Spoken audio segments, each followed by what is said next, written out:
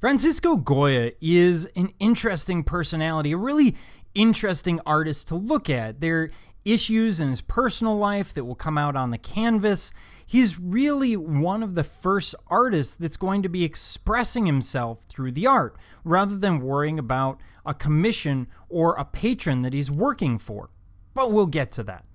Now, he's known for his dreamlike images, and he was particularly interested in emotion, imagination, and nightmare.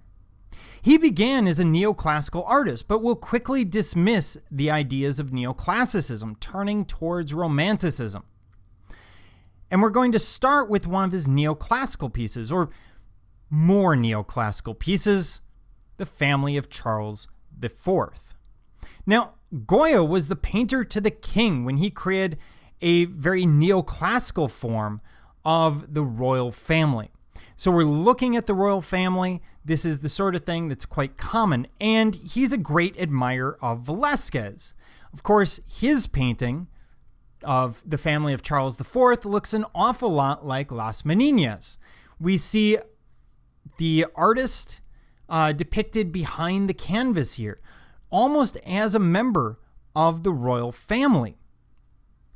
Now, there's a lot of argument amongst scholars about whether this is a natural portrait of the royal family or others who just dislike it. And the thing to keep in mind is this is the Habsburgs.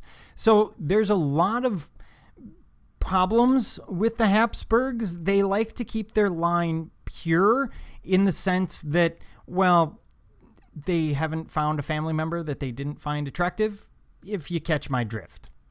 For example, let's look at this face. That is the face of a grandmother that hates you.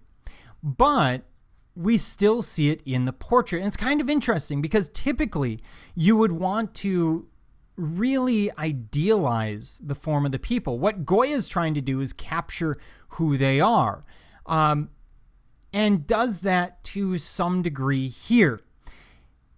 Except he's being very, very realistic.